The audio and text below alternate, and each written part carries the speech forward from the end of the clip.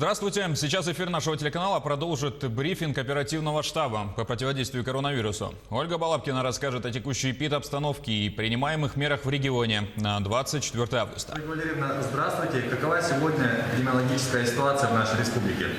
Добрый день, уважаемые жители Республики Саха-Якутия. Санитарно-эпидемиологическая ситуация в республике остается напряженной. За последние сутки в Якутии выявлено и определено 44 новых случая коронавирусной инфекции. В том числе в городе Якутске это 20 случаев, в Мирном 4 случая, по 3 случая в Алданском, Нерингринском и Верхневилюйских районах, по 2 случая в Горном и Мегино-Кангаласских районах.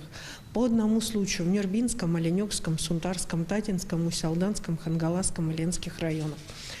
Соответствующие санитарные службы на территориях районов совместно с медиками центральных районных больниц выявили все ближайшие контакты, их изолировали и, соответственно, начали лечение сегодня по всем выявленным случаям.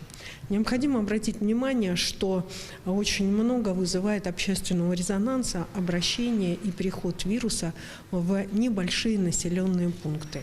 И это, безусловно, тогда, когда небольшой населенный пункт, действительно вирус очень быстро распространяется. Мы видели это на примере салбанцев в Намском районе, когда буквально за 2 дня непосредственно все взрослое население оказалось под угрозой этого вируса. И, соответственно, сегодня в сети появилось обращение, которое написано жителями села Желенды, Оленёкского района. Я хочу, соответственно, еще достаточно официально, четко сказать, что на настоящий момент ситуация находится под контролем. Есть там и соответствующая медицинская бригада, и Оленёкское первичное звено Центральной районной больницы оснащено всем необходимым для того, чтобы оказывать медицинскую помощь. Да, действительно, в этих ситуациях каждый ведет себя по-разному, но именно сейчас очень сильно нам важна консолидация всех вместе.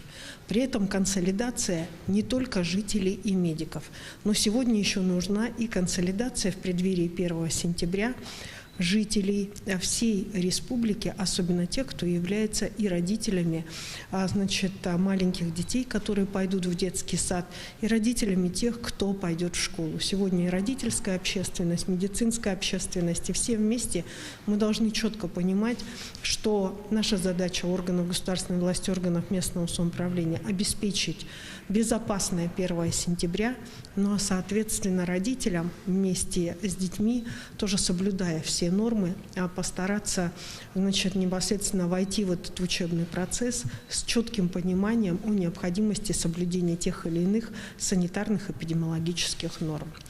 У нас впереди 1 сентября. Очень много вопросов возникает по тому, как будут обучаться наши студенты высших учебных заведений. Сегодня четкая позиция есть у Северо-Восточного федерального университета.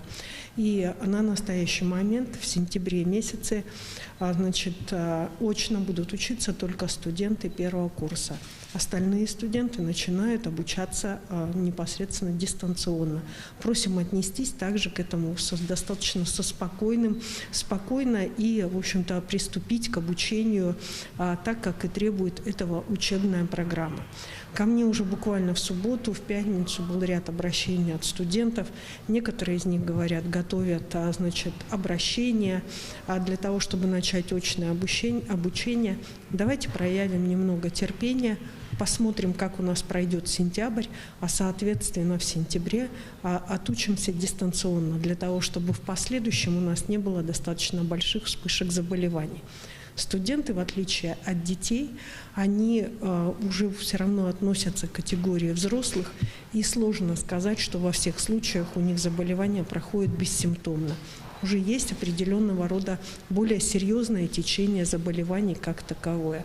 Поэтому по рекомендации Роспотребнадзора Российской Федерации студентам, в отличие от детей, рекомендовано находиться в вузах в масках. Поэтому здесь на этот момент я бы тоже хотела обратить внимание. Наши врачи работают как в инфекционных стационарах, так и в амбулаторных стационарах в республике. И также продолжают лечить как дистанционно через облачную поликлинику, так и очно тех больных, которые лечатся амбулаторно. Однако за последние сутки у нас подтвердилось 2 летальных случая именно от новой коронавирусной инфекции. Лаборатории республики продолжают работать, и проведено было за последние сутки, хотя было и воскресенье, 2400 исследований на коронавирус. На что бы еще сегодня хотелось обратить внимание?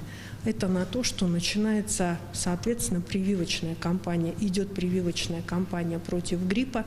И наша задача ни в коей мере не допустить микс этих инфекций. Поэтому сегодня всем районам поставлена задача найти отдельные помещения под размещение стационаров под гриппозных больных. Грипп приходит нового штампа. Соединять их в одной больнице, в одном инфекционных стационарах с ковидными, безусловно, ни в коем случае нельзя. Поэтому возникает ряд вопросов о том, что в интернатах, в общежитиях могут быть использованы и эти интернаты и общежития под резервные стационары под гриппозных больных. Наших же с вами жителей Республики Саха-Якутия, жителей определенного населенного пункта. Поэтому, каждый случай он рассматривается отдельно. Большая просьба без флешмобов разрешать все вопросы на уровне непосредственно органов местного самоуправления. Всегда можно найти непосредственно компромисс, особенно когда выбор стоит между здоровьем и нездоровьем. Спасибо большое. Это был брифинг оперативного штаба о текущей ситуации с коронавирусом в регионе на 24 августа. Оставайтесь с нами.